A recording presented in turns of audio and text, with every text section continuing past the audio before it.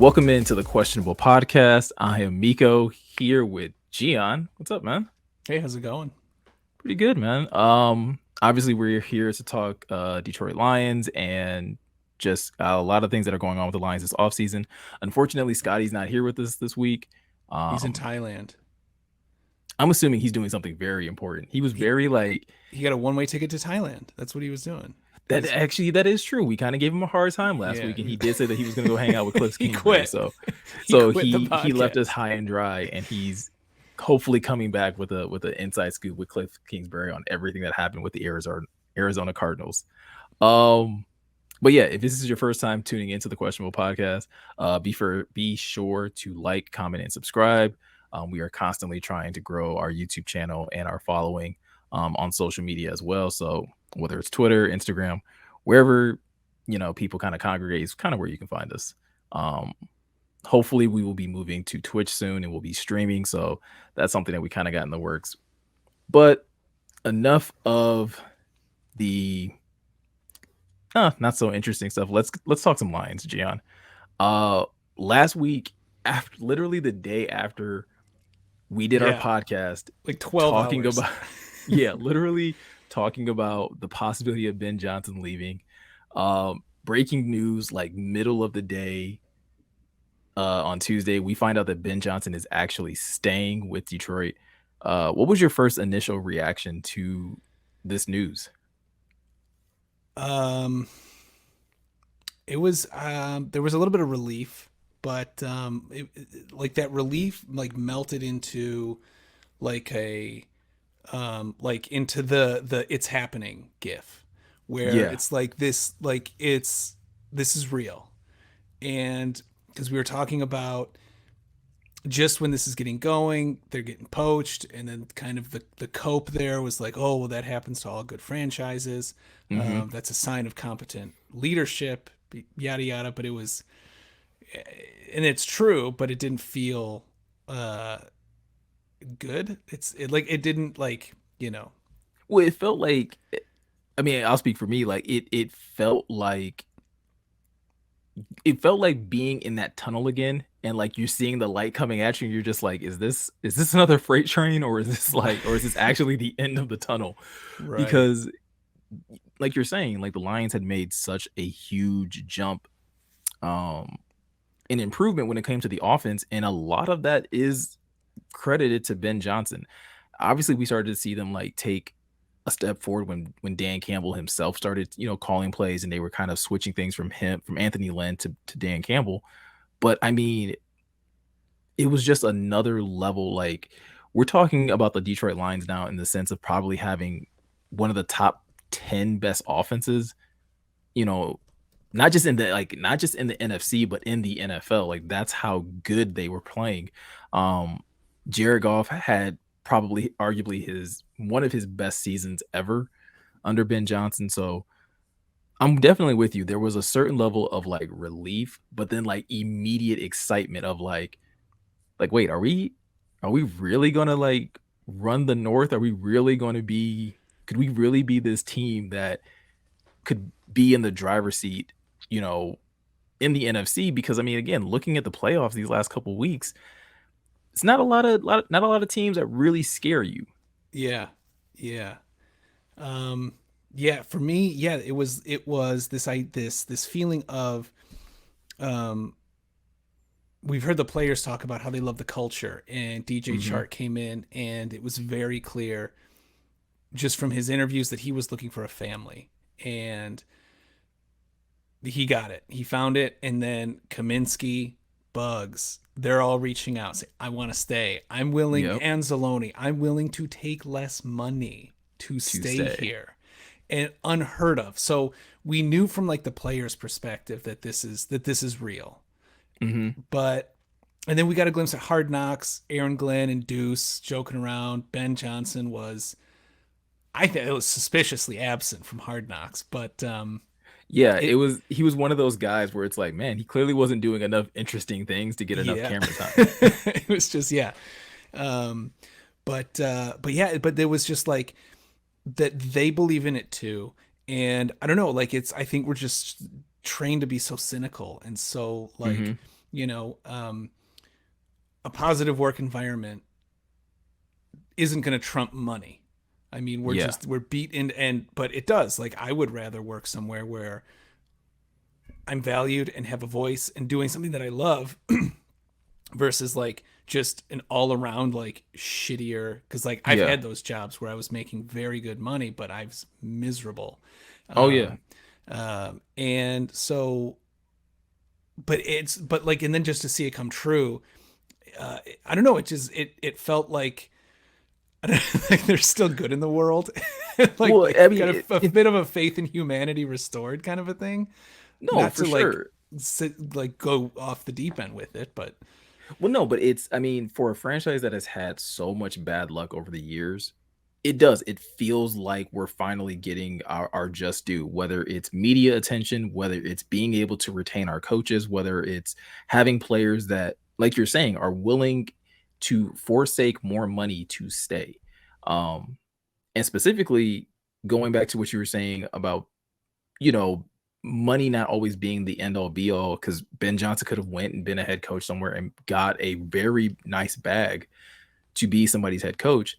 Kudos to Sheila Ford Hamp and or Sheila Hamp and the Lions leadership to basically be like, not only are we going to keep you, but we are going to pay you what we believe that you're worth. So they themselves giving him a raise and bumping up his pay. So again, yeah, he's staying in the same position, but not at the same pay.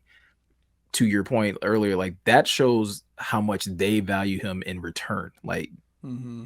kind of returning that type of loyalty where it's like, hey, you're willing to be loyal to us and stay. We're going to show you how much we appreciate you staying, and as well as probably compensate you for such an amazing job that you did. Like, yo, here's some more money. Yeah. Yeah. Now, do you think, I personally think, I don't know how you feel about this, that this decision is indicative of that he's going to see it through. That if we make a playoff run next year, like say we make the playoffs and get eliminated in the wild card, Hmm. I think he stays for one more year to like make that push. Or like do you see him next year as his last year no matter what? I so we kind of talked about this last week as well.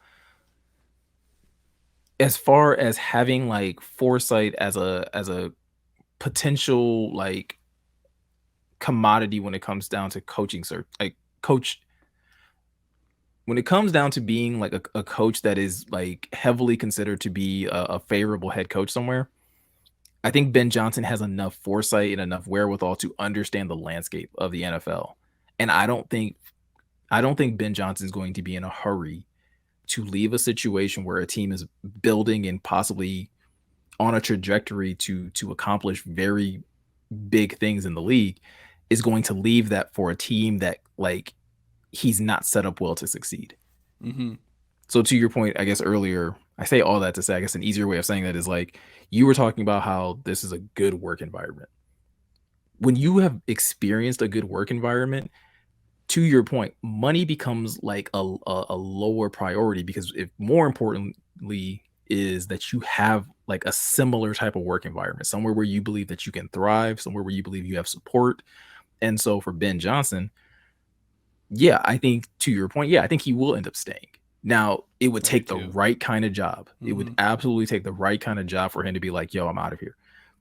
I was getting nervous like once the Chargers lost in the playoffs, where it's like, yo, if they fire Brandon Staley, like that's a easy layup Mm-hmm. if you're Ben Johnson. Like you go coach Justin Herbert and Yeah. you go be one of like the great young, head coaches in this league. I think it would take some type of opportunity like that to see Ben Johnson just bolt. Even if it was after a wild card loss, I think he would. I think there would be a little bit more fire to run it back and be like, no, I think we can get to a Super Bowl. Yeah. Yeah, yeah, I think so too. Just the language he used, we are building something, speaks to me of, I don't know how long he's gonna stay, but I think he's gonna give it like, I think he's gonna give it one good push. Yeah. And say we lose in the NFC championship, whatever, Hmm. in 2 years or whatever, or we win the NFC championship, lose whatever it is, I think he's gonna say, yeah, I had a good run. I'm gonna go coach. The I don't know who's going to be looking for a coach then, but Well, if yeah. it, like we said last week, if it's right and if it's something he wants, because like, I mean, he's in the position right now, like to take a job, to not take a job that he doesn't want. Like he's not going to take, like he's not, teams aren't taking a flyer on this guy. Yes, he's a 1 year offensive coordinator, but he had so much success Hmm. resuscitating Jared Goff, getting the Detroit Lions with, you know, their biggest free agent signing was DJ Chark. Yeah. A And 1 year, $10 million deal. he got Khalif Raymond, um, and Josh Reynolds and these guys to be like the top three, top five Yeah. offense in the league. And so I feel just his performance has let him be like, yeah, no, that's Yeah.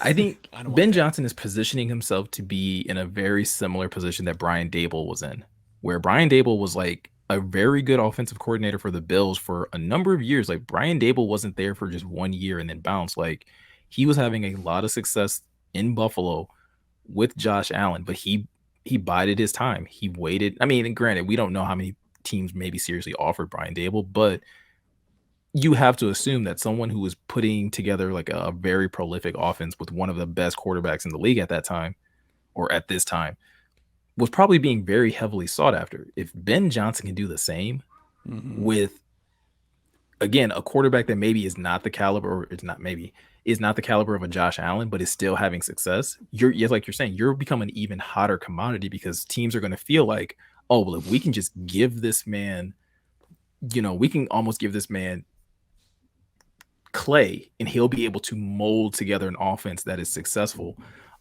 That becomes an even hotter commodity because you have proven like, no, I can do this with, you know, a middle of the road, maybe B tier quarterback. Yes. Yeah. Who knows what he would be capable of doing with an A tier quarterback. Mm-hmm. Um, Speaking of B tier, do you think Jacoby Brissett, Ryan Tannehill, Derek Carr, Jimmy Garoppolo are all better than Jared Goff? I still believe Derek Carr is better than Jared Goff. Yes.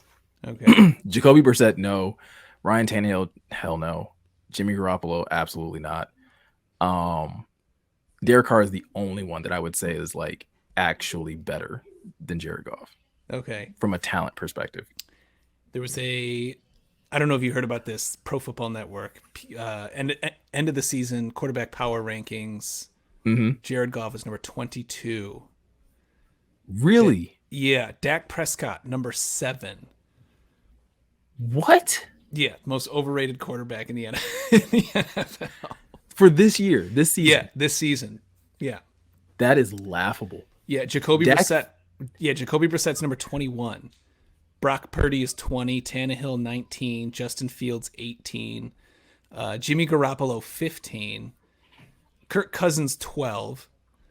Um, I mean, Kirk Cousins kind of makes sense. yeah, Dak 7, Tua 6. Okay, that makes sense. And Dak then doesn't. yeah, the top 5 are exactly, I mean, who you think: Mahomes, Allen, Burrow, Hurts, Herbert.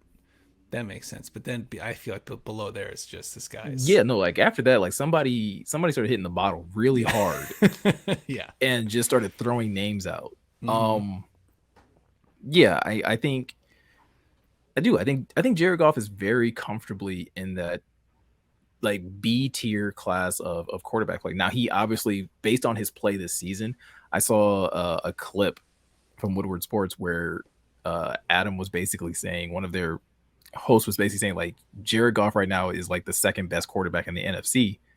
And I was like, if we're going off of like performance this season, yeah, that's probably true. If we're talking like just overall talent, he's definitely probably top 5 though, because I feel like the NFC is very weak right Mm-hmm. now in quarterback play. So Well, that I kind mean, of so lends itself to his to Jared's favor actually right now. yeah. Well, and that's another thing that makes me interested for why um Ben Johnson came back is like if he thinks that Jared Goff maybe has another gear, so to speak, in the way we talk about like running backs. Yeah. Um, like for example, we all talked about, and I feel like I made this point a couple weeks ago, and it didn't go over so well. So I'm gonna do say it more concisely this time. I Okay. just think that while it has not been linear, Jared Goff at the end of 2022 season, for where Hmm. he was when we signed him at the start of 2021, is it's night and day. I mean, his pocket awareness is so much better. He's not turning the ball over. You know, we can argue how sustainable that lack of turnover is, and that's a Sure. valid conversation to have. But the fact is, he hasn't turned it over. He's securing the football, Hmm. and he is, and so like he's starting to like scramble, which we've never seen him do before. And Yeah. I can't help but think if part of why he came back is like there's two things that I'd like to see from Jared Goff. And you brought it up, Miko, getting to his third read faster Hmm. and just taking off. Because he was actually kind of like Stafford, where Stafford never really ran, but when he did, be like, oh wow, yeah, he's actually kind of fast. Yeah, like he's faster than you think he is. Exactly. At least like fast enough to pick up the 3 or 4 yards that like Hmm. he would lose if he just stayed in the pocket and tried to force something. Right. Um, And I feel like yeah that he if you know he doesn't have to be a Geno Smith or a Jalen Hurts, but if he could just do that, like if he could use his feet in the way that Stafford did, where like it's collapsing, there is nothing, just tuck it and go. Um, yeah.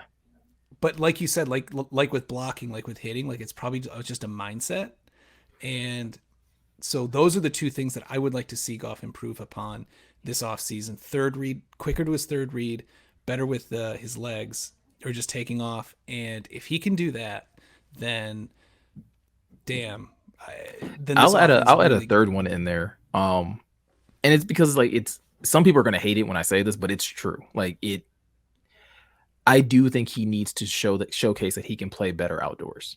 Yes. Like he just has to. Um Again, we loved how the like that Green Bay game went, but if you go back and check the stats on those, while he was efficient, no turnovers, you know, did what he had to do. He still threw for I think like only 218 yards and no touchdowns. Yeah. Like And in most situations, um, unless you are, you know, again, the number one team, or unless you win the division next year, you're gonna play it probably outdoors. You're probably gonna play somebody outdoors. You're mhm, probably if Philly is still good next year, you're gonna have to go to Philly. If the 49ers are good, you got to go to San Fran. Like, and it's not even just like cold weather, it's just like outdoors, period. Like he just doesn't play the same. yeah, And so that's a third thing I would add to the list. But I think yeah, that's a good to one. your point, working under Ben Johnson, I do think they can figure out something to help him overcome some of those hurdles. Yeah. Um, about outdoors. Oh, about the Green Bay game. That yes, he didn't turn the ball over, and but like that first quarter, as we talked about, they were in the dirt. Yeah. And if he's playing the Eagles, if he's playing the Niners, like they're not going to be as generous. Like Hmm. they're going to come back on those three and outs, and they're going to pummel you. Like they're going to punish you for that. And so I think he's just got to figure it out faster. Maybe Yeah. you And you get like one drive where you like with the glove and be like, oh okay, and then settle, and then drive two, boom, at least a field goal. You can't have a quarter where you're just yeah, throwing it in the dirt. no, you can't. I mean, there's games. I think again, looking at like these playoffs, games can get out of hand very quickly when you are constantly going three and out like that. Mm-hmm. Um, I wanted to change gears a little bit to another head coach or another coordinator, who is also getting a little bit of buzz. And I mean, again, we don't have to spend a ton of time on this, but I mean, apparently Aaron Glenn is getting some interest from the Arizona Cardinals. What would you put your level of concern at? And yeah, basically, let's leave it there. What would you put your level of concern at that like AG may take like may take a job there? Okay, so concern that he may take it, or concern about like if he did take it, how would we fill that void? Let's go both. Okay, so I'm much less concerned that he's going to take this after the Ben Johnson news, Hmm. just because, I mean, I don't know. We kind of texted about this, and I think you gave a very good response, and I'll let you say what you said. But I don't know. To me, that it makes it harder for him. I feel like having this very highly touted guy say, no, no, Hmm. no, I'm going to come back. I'm going to see this thing through. We're going places. I believe in this team. And then he comes back. And then I just feel like it kind of puts him in a tougher spot. Yeah. Um, Through no fault of his own. I mean, and if he does go, God bless him. I think he would be a great head coach. I see him on Hard Knocks. I think he's got players relate to him really well. Um, but yeah, I'm not as concerned as I was before Ben Johnson left or came Y- back. Yeah. I'm more concerned about Aaron Glenn leaving than I was about Ben Johnson. I think what I said about Ben Johnson was I was about like a 75%. I'm a little more 50-50 with Aaron Glenn. And it's the reality of the NFL in that minority coaches don't get as many bites at the apple to be a head coach somewhere. And sometimes the lack of opportunity results in people taking jobs that maybe they probably shouldn't take in the first place, but because the grass is green enough, maybe it's not Mm, perfectly green, it's green enough where you're like, okay, I have a quarterback, I have some defensive pieces, they're trying to trade your wide receivers, so I don't know if you can maybe convince them not to do that. Like, I don't know if Aaron Glenn would have that type of pull, but it's more so the opportunity that Aaron Glenn is being offered that I think would be hard for him to shake because, again, like, who knows if he's going to get another one. And Aaron Glenn, while we love him here and we love how he like relates to the players, how he even relates to the fan base, and how this defense definitely takes on his identity at times, this defense hasn't always performed up to the level that we would expect it to. Um, Again, I think the Lions finished near the bottom again in most defensive stats, and unfortunately, like that is a reflection of Aaron Glenn. And so, for him to still get head coaching consideration with that being attached to his name, yeah, like the more years you have years like that, it's going to be harder for you to actually even be considered. So there's a yeah. little bit of concern on my part that like if Arizona is showing legit interest, that he may be like, you know what, I'm going to take this opportunity and gamble upon myself and hopefully hit the jackpot with it. So I'm concerned, but I do see your point. I do think it does kind of make it a little bit harder for him to leave when the offensive coordinator who had a phenomenal season is like, no, I want to run it back because Mm. I think this team is building something special. The defensive rankings that we're still like in the lower, is that because the first half of the season was so historically bad that like Yeah. it averages out to still being like 30-31? Well, yeah. I mean, it was still like really bad in those situations. I mean, I think the secondary was still like the defense itself was still giving up yardage, and I think it was primarily Oh, like okay. the secondary and things like that. While they were getting better at like holding teams under points and things like that, like they were still giving up yardage in the air. I think they were still giving up almost 300 yards a game, Oh, even on that okay. second half of the season. So it in so many ways it looked better, but then like you start whittling down to the actual analytics, and it's like okay, like DVOA, they're still like I think they were like 31st or something like that. I think yardage per game, like I said, I think they were near the bottom. So yeah, I think it was a little bit of that, and then yeah, I mean they were giving up points as well early in the first half of the season. Yeah. So um but yeah, I mean, hopefully I'm hopeful that this coaching staff will be able to return um, with the same cast of characters. One thing we know is not likely to happen is that like we're going to see all of the same players. Mm-hmm. So I saw a lot of this conversation happening over the weekend and most of last week on Twitter and things of that nature, where people are starting to just debate as far as like, hey, who would you be excited to see come back? Who would you be not excited to see come back? So I figured that was something we could talk about today. The NFL free agency doesn't start until March 15th, so we still have a good amount of time before we even know who's getting re-signed or who's going to hit the free agency market. But just looking at the roster today, knowing who's a free agent, which Lions player would you be most and least excited to see stay in Detroit?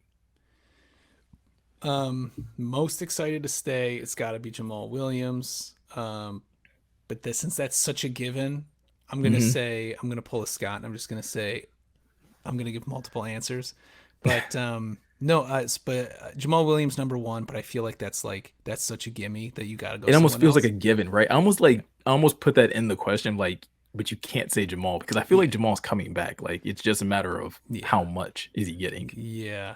Then I'm gonna say Deshaun Elliott. I think Okay.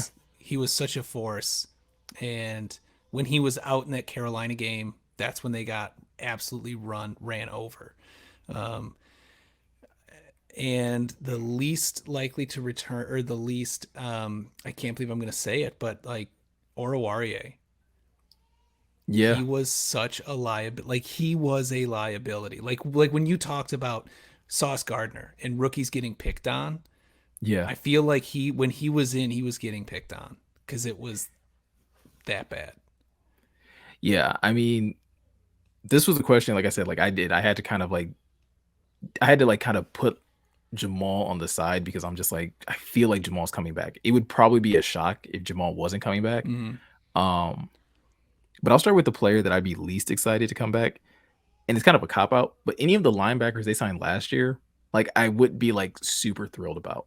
Like we were kind of hopeful that one of those guys would come in here and be like, oh, this is a guy that's going to, stake their claim at one of these linebacker spots. And here comes Malcolm Rodriguez as a 6th round rookie, Mm-hmm. you know, carrying the flag for that group for the most part, along with Alex Anzalone, and then Derek Barnes in and out at different points of the season. Um, So that linebacker class that they signed last year, like that would kind of be like a want, want, want type of moment for me because it's just like, Yeah. what Yeah. did any of those guys do to necessarily warrant a spot back? I know Chris Board and Josh Woods were both instrumental on special teams at times, so you can always find spots for those kind of guys. But if they're signed, that's immediately where my mind's gonna go. Is like, oh, special teams guys, like that's what you signed them for.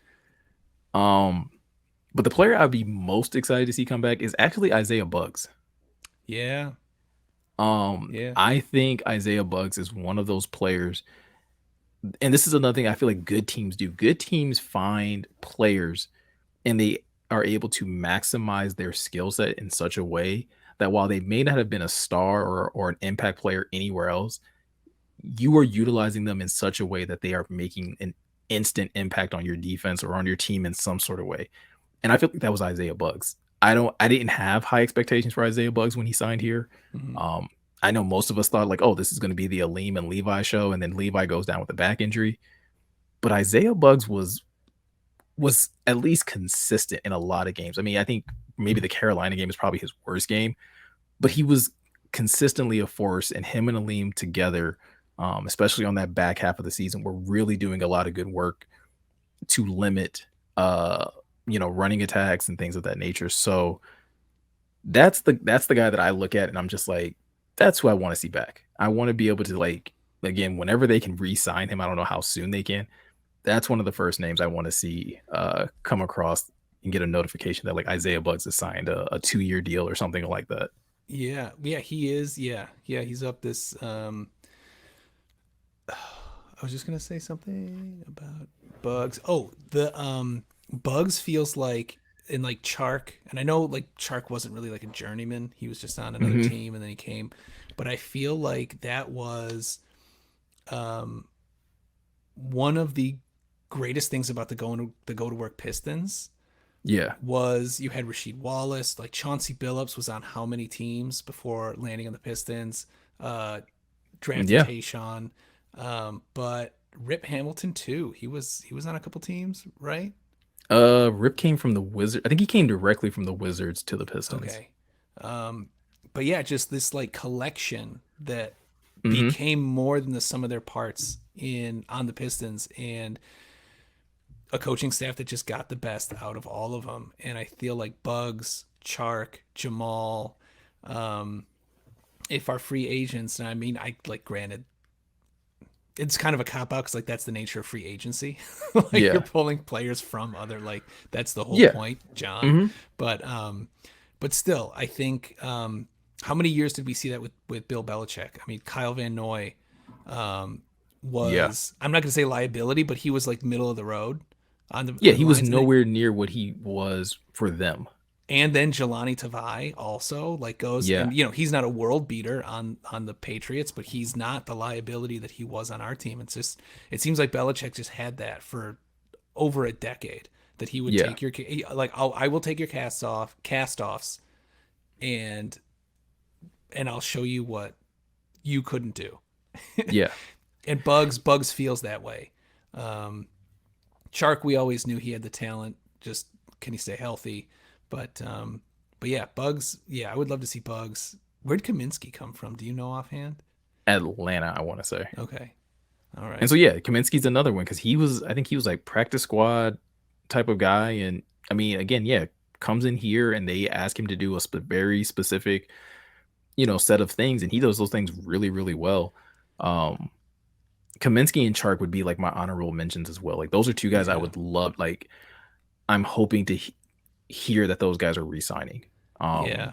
because I think they make such a huge impact on this team in the roles that they have. Mhm. I think I predict, and I've always been wrong on my predictions this far out, but I do think, because we talked about somewhere like 30 million roughly Hmm. in cap, if they cut Brockers, which they have to, It right? almost feels like a given. Yeah. And it's like it's Brockers. Oh, this was like the last year of Trey Flowers contract. Yeah. Hmm. So Trey Flowers comes off the books after this year, which seems crazy. That seems like another lifetime. Um, It's but a it's yeah, it's a lifetime ago in that sense of like just of bad signings that like, okay, we finally get that one off the books. That one's no $90 longer million. hanging on That is, anyway. for seven and a Um, half sacks. yeah. Oh man. Compared to James Houston. Right. But anyway, so uh, I am kind of predicting that we're not actually going to have that flashy of a free agency period again. I think that maybe we have one like DJ Chark Hmm. esque. I think on the defense, but even still, and it may not be, it may even still be like a prove it year, but I do think that the money that they save, like that's the whole point of this. We talked about this at the before the start of the season. You can't really have a philosophy of earn your spot, and then once you do, they're like, we can get a cheaper guy elsewhere. Yeah, Like, where we can't pay you. or Like we we're can't not pay. gonna pay. Like players see through that and be like, no, you're not for real. Yeah. So I really do think that the bulk of that 30 to 45 or whatever it's going to be is going to be to pay Jamal, to pay Chark, like to pay these guys that did prove it, and then now it's your turn to prove that you are a man of your word, and you are going to reward this work. And you rewarded Ben Johnson. Now reward the guys who are like putting their joints and bodies on the line here. Yeah. So I do think maybe I would like, this came up in some thread I was reading, but Cam Sutton would be a very interesting free agency signing Okay. of like, someone like that. You know, not Jalen Ramsey. I feel like that's too splashy. I think that's too big. Yeah, Jalen Ramsey is gonna require like some trades.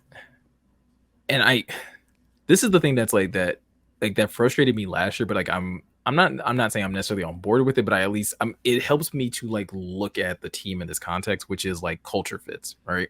So as great as Jalen Ramsey is, I don't feel like he fits Right. this mold of the team, right? Like where the team is right now, Jalen Ramsey is used to competing for Super Bowls. Like he just kind of is. Even though the Rams had a down year, like that's the level of excellence that he is going to be expecting from a team. And if he's not getting that, like it's going to be a problem. Yeah. Oh, for sure. Yeah. Yeah. And so while he would be a great asset, he would be a great mentor to some of these DBs in this room. I don't know if he fits the culture necessarily. Mm-hmm. People were talking about Marshawn Lattimore. He probably more so fits the culture, but from what I've heard, it would be a ridiculous cap hit to the Saints. So that's likely to not even happen. Um, if they're in the like again, if you're talking about looking for a splashy veteran, corner to look at, I think the other one that's coming up a lot is Deron Payne. I would love that. I Mm-hmm. would literally lose my mind. Dude, I had no idea who he was until we played the Commanders, and then you just heard his name over and over and over and Dude, over I again. loved Deron Payne in the draft, and I was hoping he would fall to Detroit. And he like, I think that was the draft we got Ragnow, Oh, okay. I Which, believe. But I remember just being like, dude, if Deron Payne falls to the Lions, like this would be amazing. And it just didn't happen. Um, yeah, going back to the whole idea of or the point of like players that I would least like to get signed. I'm kind of it's not so much that I wouldn't like to see him re-signed. It's more so like if he wasn't re-signed, I probably wouldn't lose my mind. And it's going to shock a lot of people. It's Jamal Williams. Like what? as much as I expect Jamal to come back, if Jamal wasn't re-signed, I would not lose my mind. Do you think that would be a lock that we're getting Robinson in the draft then? I think it would be a lock that we're getting either Robinson in the draft or they're going after like Josh Jacobs Okay. from Oakland. Like it would be a sign that um and again, I don't expect this from Jamal, right? I expect Jamal to probably get somewhere in the range of like probably 2 to 3 year deal for around like 6 to 8 million. Like that's what I expect his deal to probably be. Um, if he's asking for more than that, then I think that's when the Lions will have to politely be like, we can't do that for a running back that's 28 years old already. Mm, Commit double digit numbers when you know you have a good running, when you know you have a good offensive line. Like the yeah. Lions find themselves in a very similar situation that the Cowboys did a few years ago, where it was like literally throw a body back there and they'll probably get 1,000 yards. Um, and again, this isn't a shot. Like I love Jamal, and like I said earlier, I expect him to be back. But if something happened where they were like Jamal's not re-signing, I would be like, I understand this. Mm-hmm. Interesting. Yeah, it's tough because like at Hard Knocks, and then on the when Jamal was mic'd up, that Hmm. like it seems like he and Dan Campbell do have a special camaraderie, and I feel like that. I don't know. I feel like on this team that counts for something, especially like as we see with Ben Johnson, with all these players who are willing to take pay cuts to come back. I don't think Jamal Williams should kind of offer to take a pay cut, Right. but or to take less than he deserves. No, and that's why I think like I mean he was making 3 million a year, so from him to go to 3 to 6 is a nice bump. Like you Mm-hmm. doubled your salary. Like I said, I think they could get up to 8, but I would be shocked if it's north of 8. To be completely honest. Yeah. Okay. Yeah. Um, Yeah. But yeah, and like I think that's the um I think that's the Brad Johnson, the Brad Holmes philosophy of signing free agents is like, you know, your home run, like your stars come in the draft, yeah. and you get high floor guys in free agency, Hmm. because that's you're not going to overpay. You're just, but I want someone consistent. I want someone I don't have to plan around, or I don't want a liability, or I Yeah. know no one wants a liability. But I think that's why Cam Sutton really popped out at me, and I was like, oh, interesting, because I feel like that's the kind of, it's not splashy. I, Sure. I I don't really follow any other teams other than the Lions, but I know that name. So he's obviously Hmm. good enough that I've heard his name. But like, yeah, he's not a Jalen Ramsey. He's not Peterson. Um, yeah, or Jair Alexander, Right. where you're going to be paying off the nose. But I feel like that's the kind of, there's like a sweet spot, and I feel like Cam Sutton's in Well, it. yeah. And I think Brad Holmes at least has shown that ability to shop the bargain bin probably better than any GM that we've had in the last few years, Mm-hmm. right? Like we've seen Lion GMs before, general managers spend big and take big swings at guys, and Trey they not Flowers. right. Trey Flowers, Brandon Coleman, I think a couple years like in that same class, like Jesse James, um, Jesse James. Oh my God. right This where like team in tight ends, dude. so. it's one of those things where I agree with your earlier point that I believe that the Lions are going to do what they did last year, which is they're going to prioritize their guys, and then they're going to go hit the market and they're going to find gems, right? They're going to find guys that, like they continue to say, fit their culture, and guys that they think that they can maximize their skill set and their talent. Um, I'm super curious who those players are, and I'm super Yeah. curious if they do take a if they are able to lure someone to Detroit that people wouldn't have expected, right?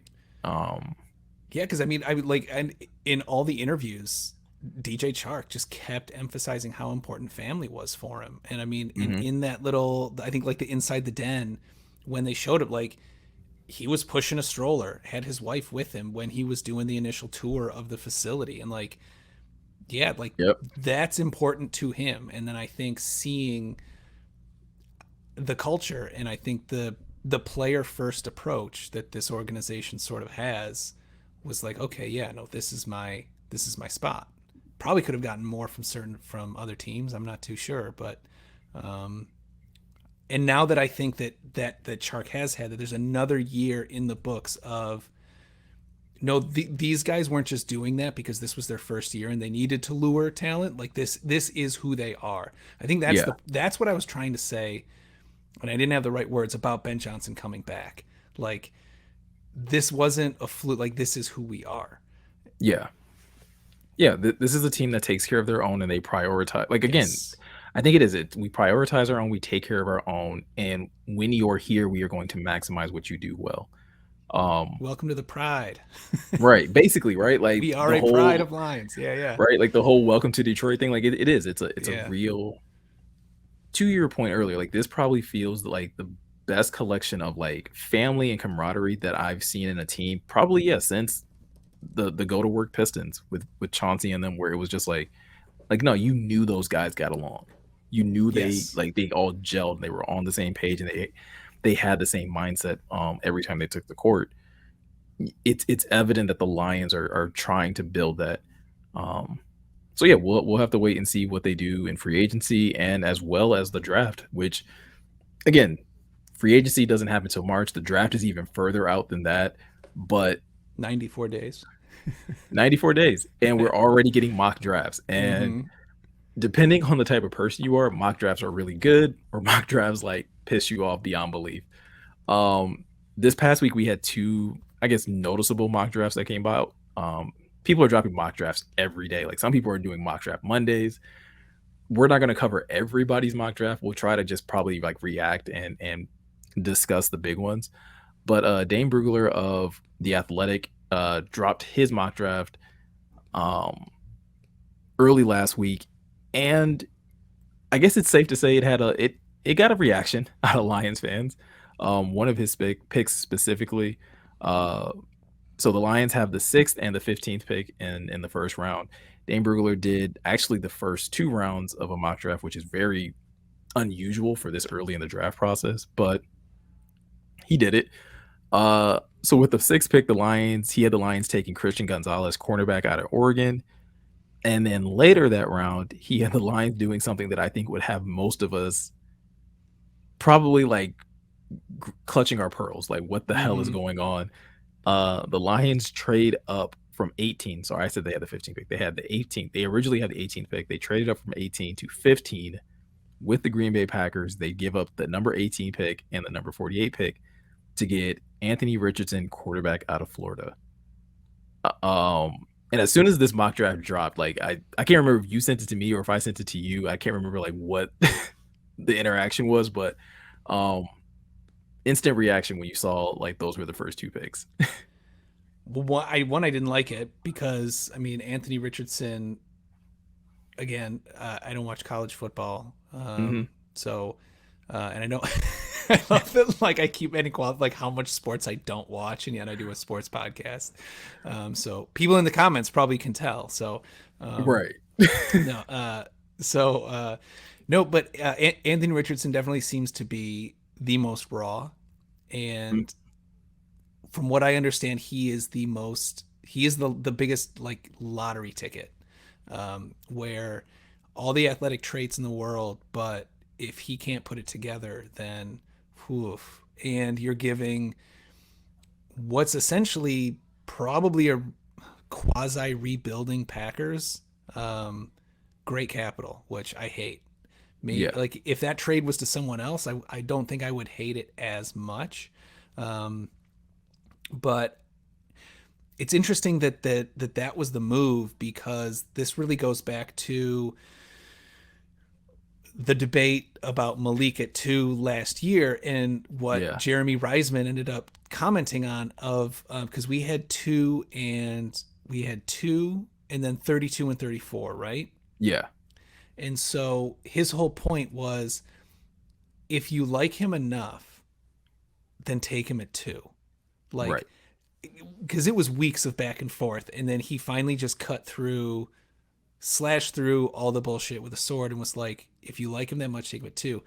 And so if you want to take this lottery ticket, take him at 6.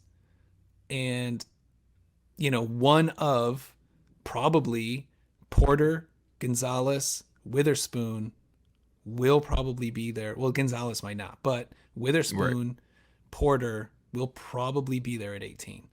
Um, so I don't know. I didn't really get it. I didn't really like it. I'm coming around to the idea of taking a quarterback in this draft. We were texting about that earlier, but Yeah. that's a different story. I don't trading up for one, just three spots. It just left a bad taste in my mouth. Well, it's an interesting move for a number of reasons, because you jumped, like you're saying, you jumped up from 18 to 15, and it's like, in this mock draft, just based on the teams that are above you, who were you concerned with that was going to take Anthony Richardson? Because you had the Packers at 15. They're Great point. right. If they're trading the pick, they're probably not taking him. So then you have the Commanders at 16. I guess the Commanders that would probably be the threat, is Washington taking him. But they just drafted Sam Howell last year. They have Tyler Heineke. And Heineke played really well. Yeah. I'm gonna And really well, but he Sam played. Howell beat the Cowboys. So Yeah, yeah. I don't so maybe not. The Steelers, they have their quarterback. Pickett, yeah. And then there's you at 18. So the trade, I get, like, I'm with you on that sense. Like, the trade up doesn't make sense if you want him, if he's like on your board and you're seeing him fall. Like, I think I wouldn't be surprised if Brad Holmes loved him, that he would want to trade up, but I would hope somebody in the room would be like, he's gonna fall to us. Yeah. Um Going back to the number 6 pick with Christian Gonzalez, like, that's going to be the most heavily debated pick of this draft. Like, I think that's probably going to be even more heavily debated and contested than what the number 2 pick was last year with Aiden and For sure. Kayvon and Trayvon. Yeah, there's more Just because, variables, yeah. yeah, because there's you're not, it's not as big of a lock as, like, who are these top 10 players, and so you're like, the quarterback, the cornerback rankings are already being heavily debated. Some people love Devin Witherspoon, some people love Christian Gonzalez, some people love Joey Porter. Those 3 guys are going to probably, like, interchange all offseason. Um, so from the start of this mock draft, I love the Christian Gonzalez pick. Mm-hmm. Um, I love, corners that have length to them, and watching Christian Gonzalez tape and highlight reels, like, dude is smooth in his transitions. He is sticky. He has good makeup speed, and, like, he catches the ball like a receiver. Like, it is, like, very natural to him to catch the ball with his hands. Like, a lot of corners, you will see them catch it with their body, or, I mean, again, some can pluck it, but, Mm. like, he is like, it's just like, oh, like, he played wide receiver. It wouldn't be a surprise to me if he played wide receiver at some point. Kind of in the same way that, like, Kirby does, Yeah. when we know Kirby used to be a receiver, and Kirby is like a natural hands catcher when it comes to interceptions. Um, so there's a lot that I like about Christian Gonzalez. He seems to be very fast, doesn't seem to get beat deep on a lot of things, but I know the thing that's going to probably knock him, or at least it's a knock against him in comparison to someone like Devin Witherspoon, is that Devin Witherspoon looks like he's a hitter. Like, Yeah, he is man. not afraid to Eric Schlick tackle. Eric Schlitt posting those highlight Exhibit A, Exhibit B. Yeah. Holy shit! And so I may find myself disappointed that they don't go Christian Gonzalez because I do think like if Devin Witherspoon checks off all the other boxes, he's probably their pick. He's a little undersized. Um, I'm gonna probably nitpick. Like my biggest nitpick of him is that he reminds me in a negative way of Jerry Jacobs, and that he is very handsy, like super Oh, okay, handsy in yeah, his yeah, routes, and that doesn't fly in the NFL. It flies in the Big Ten right. because it's a very physical conference. That is not gonna fly in the NFL if you're that Mm-hmm. handsy. Um, so that's kind of something I don't particularly like about his game, but that doesn't mean that he can't get coached up, that he can be taught to do that better. Right. Um, but again, the sixth pick is something that's gonna be heavily debated. Now we go down to the trade. Now we get down to the discussion of Anthony Richardson. I didn't hate it. I would love to say I hated it. Didn't hate it. Yeah, I Um, can't say it's like I watched a video about why quarterbacks keep getting mocked to the Lions, mhm, and it made a lot more sense. And once you start digging into like the his and again, I'm a Jared Goff truther. I think he's our guy. I think he's our guy for the foreseeable future. Um, and because he's got what 2 more years, and then you're like, yep. oh, but then you're gonna have to pay him 30 or 40. But by that time, the cap is increases. And other So quarterbacks are probably getting paid 60 and 50. So, yeah, yeah. So I think it's gonna sound like a lot to it's gonna shock you like the amount, mhm. but it's proportionate. It seems like it's gonna be proportionate to what it is now. It's just it's inflation, man. It's Well, coming yeah. for all of us. But you know it is a tried and true, not tried and true, but like case study 49ers, case Yeah. study Chiefs. You Oh, people just are like like, tearing that Chiefs thing apart because they're like the new argument against that is, well, when the Chiefs drafted Patrick Mahomes, Alex Smith was 33, that's true. Jared right? Goff's what, 26, 28? 28. He's 28. When the Packers drafted Aaron Rodgers, Favre was like 35, somewhere in his mid 30s. There was a Mm, lot of like examples of like, hey, when most teams draft a quarterback for succession, that quarterback is in their 30s. The outlier to that, though, is the other team that you just mentioned, though, the 49ers. The 49ers drafted Trey Lance when Jimmy Garoppolo was 28, 28, 29. mm-hmm. It can happen. Yeah. And so it's not an argument for taking one. It's a matter of when, because like I definitely think if we have a really good O line, and that's great. Mhm. If Goff goes down, like Thank you. Thank I you. mean, I feel like that is getting lost in the talk because Goff has been so polarizing. And so we're talking about, and if you want to draft a quarterback, that means you don't believe in Goff, and maybe you're a bad person. No, it's I, like the but reality like, is he plays a game where your season like could literally be flipped upside down because you lose your starting quarterback. mm-hmm, Case yes, study, the Rams. mm-hmm. Like, right? Yeah, Like the yeah, Rams lost Matthew Stafford and it was like, well, they no longer have hope of winning. mm-hmm, yeah. And you don't want to have to go bargain bin shopping We'll just in get the Baker. NFL for quarterbacks. Right? Like, oh Baker's my like God. the Oh, the I would be the sick city to my bicycle. stomach. I would be sick. Well, yeah, he's gonna become the new Jacoby Brissett, right? Where it's Yeah. like, oh, he's good enough to win. Uh-huh. But that's kind of been like my like thought in the back of my head. I'm with you. I think Jared Goff has proven enough this season that he can be your quarterback going further forward. I don't think you have to draft a quarterback as a succession plan, but I do think you're in a position where Nate Sudfeld is a free agent as well. So as of right now, you do not have a backup quarterback under contract. You may be in a position in the draft where you can maybe get one of the one of the top 4 to 5 quarterbacks in the draft class as a developmental project that you can basically be like, no, we are going to take our time with you. We are going to develop you. And you are an emergency break glass situation. Like that Mm-hmm. is the case study in which we are looking at your season. Um, and I'm not going to sit here and pretend like my level of confidence is going to waver strongly one way or another, whether the backup quarterback is Nate Sudfeld or Anthony Richardson. It's probably going to stay about the same. I'll probably have a little more excitement about Anthony Richardson just because it's the unknown, Mm-hmm. but we're pretty much going into next season with the thought process that, like, hey, this Lions team can be very good. And the caveat under that is going to be in like huge, bold letters if Jared Goff stays healthy. Mm-hmm. Because this team isn't quite yet constructed in a way where you can do something that the Tennessee Titans did, where it's like, oh, we're just going to run the ball over everybody. And Right. you're definitely not San Francisco, where you can go third quarterback, Mr. Irrelevant from the draft, and still make it deep into the playoffs. Like you're not.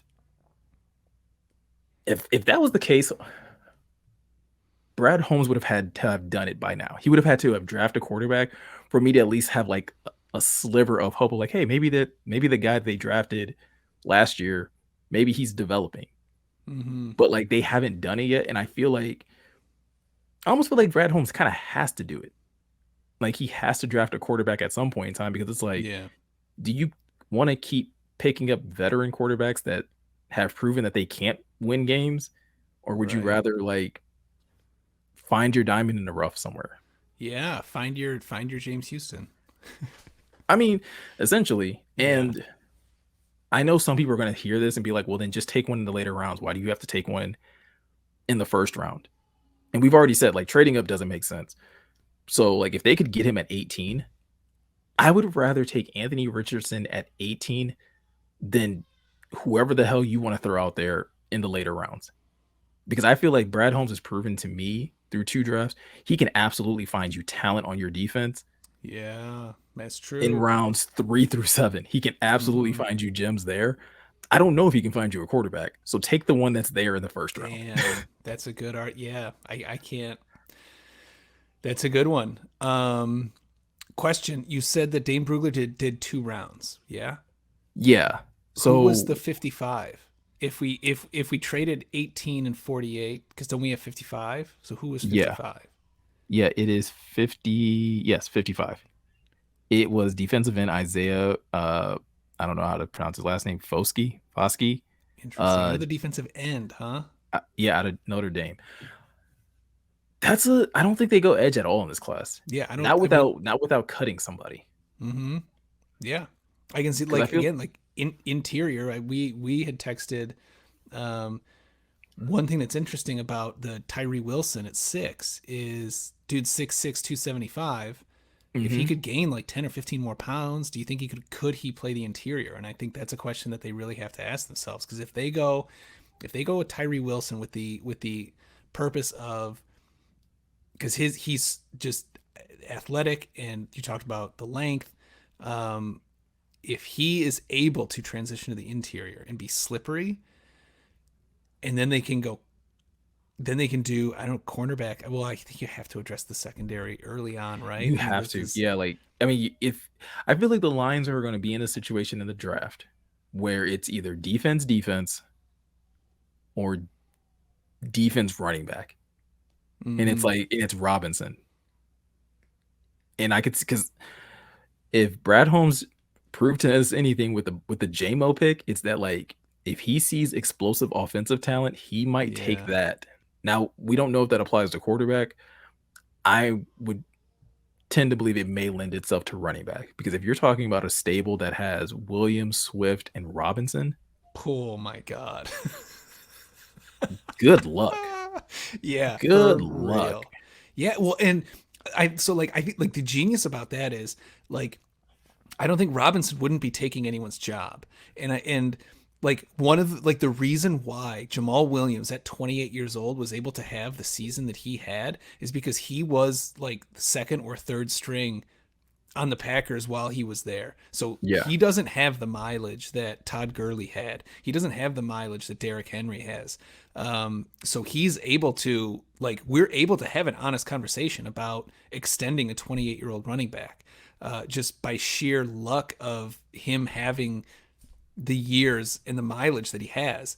So you draft Robinson and kind of use him as this sort of not really gadget guy, but like you get him limited touches, you get him used to it, just like with JMO, and then next year, and then 24 and on, like then you just unleash this guy who's, I mean, oh man, Let me it's point out two exciting to things think to you. about. Let me point out two things to you. You have a head coach that is coming from the New Orleans Saints, where they were infamous for having this, right? There was when going back to when they had Reggie Bush, and I want to say it was Pierre Thomas, and I believe they had like a third running back as well. Like they, New Orleans was like the first team that I remember that like was consistently using like a running back stable, because people were like, "Oh, Reggie Bush was like a high draft pick. Why isn't he getting all the touches?"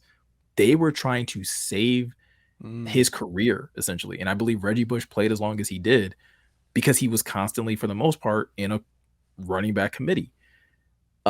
You look at the teams that are doing really well in the playoffs right now. The Eagles. The Eagles have three. They're three running backs deep. It's Miles yeah, Sanders, Gainwell, and Bart Scott. Like they interchange the three of those guys all the times. Obviously, Miles Sanders is the alpha, but those other two guys are just as like complementary to that running success. And not to mention, you have Jalen Hurts as well. So you could even throw in Jalen Hurts as well as a running option. Then you look at the 49ers. The 49ers have Christian McCaffrey. I want to say it's Elijah Mitchell. And then mm-hmm, they also have, he's not a running back, but they use him like one. You have Debo Samuel. yeah. Well, and then And the you have the the Juszczyk as the sorry, go ahead. fullback. And they Yeah, have Juszczyk as the fullback. Like you have a collection of runners that like are all dynamic and they yeah. all have to be accounted for.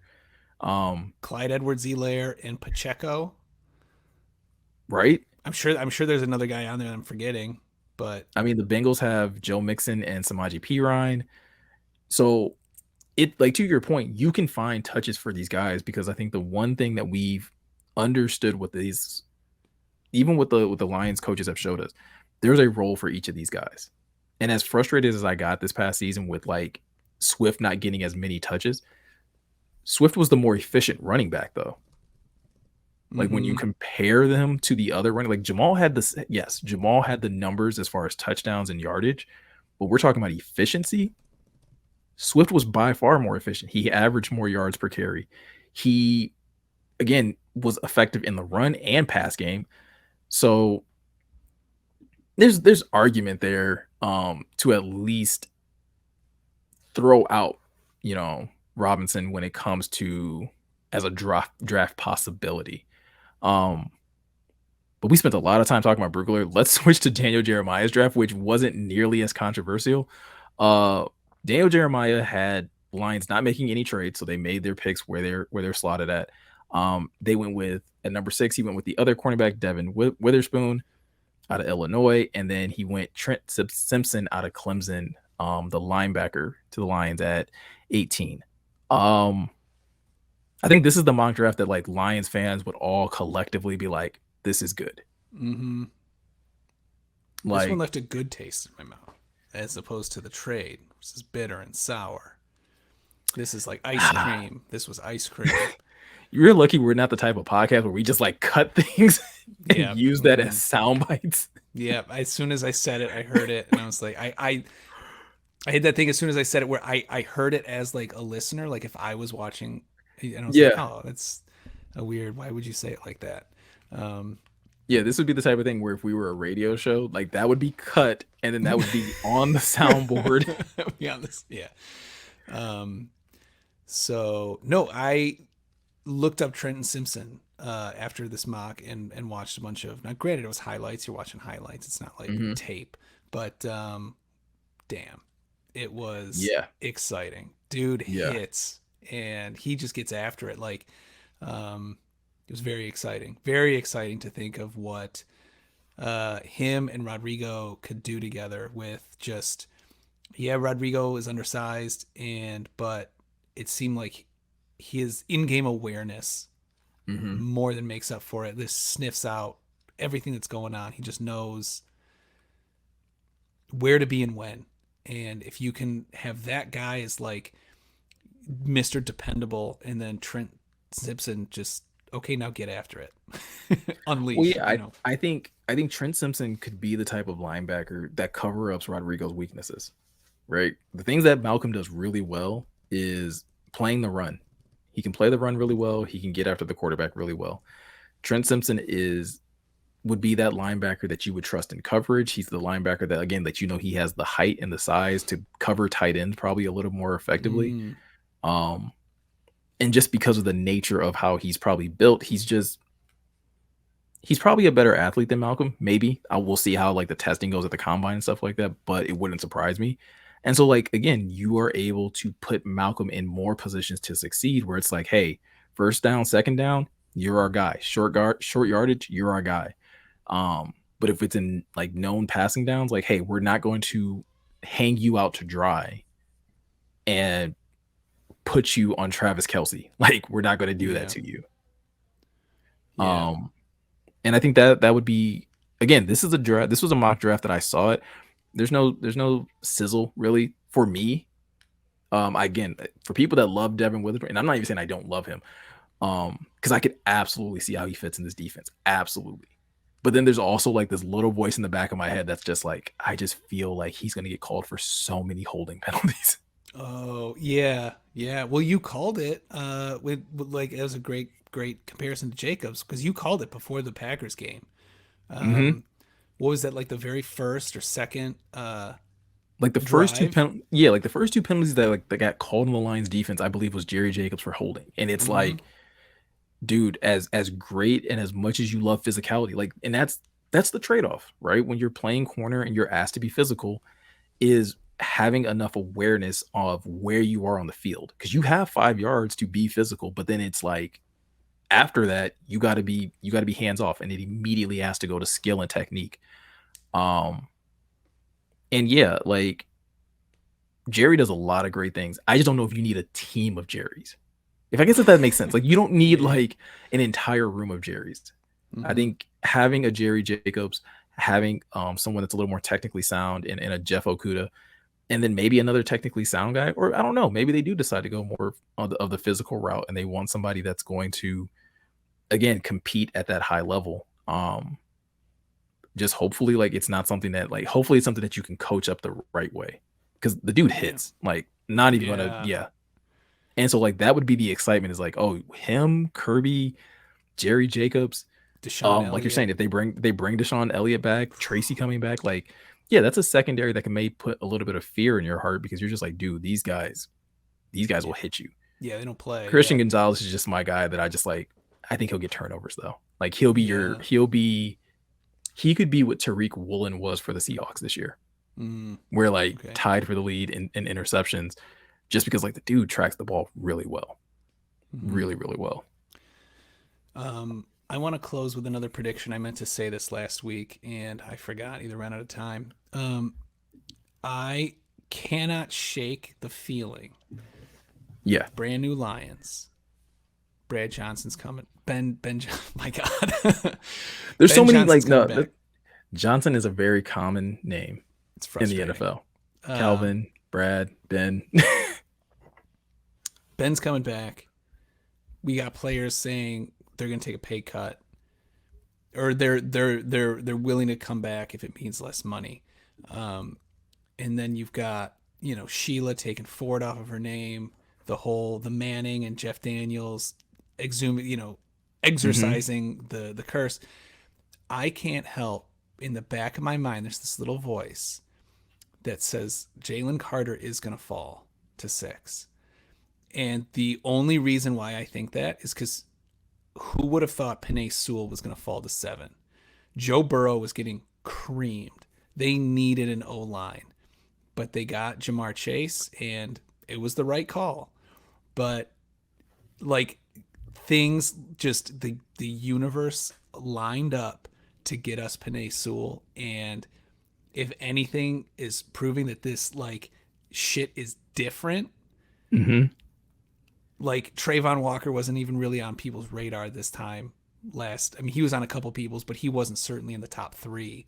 Um, so things just go so different. I think if a team trades up for something, I don't know, a quarterback, then other teams can panic. So many things can happen. I really do. I'm like 2%, like 2%, but it's a 2% that I just cannot ignore. I can't shake. I want to live in this happy bubble where it like I don't hope that it happened and it just surprises me on draft day. Like For either sure. that, like you're saying, either he falls, either Brad Holmes takes out those giant balls of his and it's just like, no, we're going up to two, Yeah. and it's like we're getting our guy. Um, which I don't think is happening. I don't. Brad Holmes, I don't think is going to mortgage. He's already on the record saying like he doesn't think this team is one player away. So I don't think he will mortgage this team's future or this team's draft capital for one player. Mm-hmm. He may trade, he may swap some picks and things like that to go up a couple spots, but the jump from 6 to the top 3 is going to be expensive. Yeah. Um, I'm gonna put you like put your feet to the fire a little bit. Who screws this up then? And who screws this up in the draft that gives the Lions this amazing gift that is Jalen Carter? I don't even know. So the first you have Chicago, who has the first overall pick. Um, then Houston with the second. Arizona has the third pick. Indianapolis has the fourth pick. I think technically Seattle has the fifth pick, and then we have the sixth. Oh, right. Seattle's picking. So, like, I have Seattle. Dane Brugler's mock draft still up, so like I had to like read this differently because he has trades in there. So it was a Yeah. little confusing. Yeah. Oh, Seattle being before us kind of kills my hopes because they're not a dumb franchise. But I would say either Arizona or Indianapolis just like bungles it and Yeah. just probably Arizona, but I would love it also if it was Indianapolis, but it's probably gonna be Arizona, just totally bungles it and everyone freaks out and like it just things shake out and um it gets crazy and everyone starts running around with their heads cut off and Brad Holmes, cool as a cucumber, is like that guy shade like he's the Jack Nicholson gif nodding his head while everyone's panicking around. I But mean, it's between the so the thing that I think is probably more likely to happen, and I would be so curious to see how the Lions play this. I think it's more likely that Will Anderson falls. interesting. Okay. And it's just because I mean, you're kind of seeing it already. I mean, again, early in the draft process, but some people are saying like Jalen Carter is the number 1 or number 2 player in the draft. So with that in mind, like I have a hard time seeing him get out of the top like 3 to 4. Mm. But I do think like the drive and like some of these teams really do need quarterbacks. This isn't like last year where a bunch of those teams didn't really need one. A lot of these teams need quarterbacks. So I could easily see Will Anderson fall to the Lions at 6, and I would be like glued to my TV. Like, are they going to take another defensive end with a room full of defensive ends? Mm-hmm. Yeah. But I don't know, man. Like, this is like the funnest time of the year for me. I mean, we're gonna have so many more conversations about free agency. We're gonna have so many more conversations about the draft. So many more ridiculous mock drafts are gonna come out. Mm-hmm. Somebody's gonna. I mean, if you're frustrated about the Anthony Richardson pick, get used to it. Somebody's gonna have the Lions take a quarterback at 6. Like Yep. somebody is. And Mm-hmm. it's not even going to be the quarterback you want. I swear to God, I'm gonna lose my mind when it's Will Levis. When someone mocks Will Levis to the Lions, don't want it. That's got Daniel Jones written all over it, and I'll Oh, happily be okay. wrong about that. But right now, Will Levis reminds me of Daniel Jones, and I don't want no parts of that at all. I'll take the legs. Like if he can, like if we can transplant like his mobility onto Jared Mm. Goff, I'll take Nice. that. Okay. But that's going to pretty much do it for us, guys. Went a little bit longer than we thought it would go, but we're still pretty timely for like our normal shows. Gian, anything you want to say to the people before we get up out of here? Nah. Yeah. Any No, shout outs to no. the fam? Yeah, no, yes. Shout outs to the fam. Thank you. My mother-in-law's in town. She's taking care of us, treating us very well. And yeah, thank you to my wife who's holding little baby as we speak. And yeah, thanks to them. Thanks to the listeners and for you and for Scott, guys in Thailand.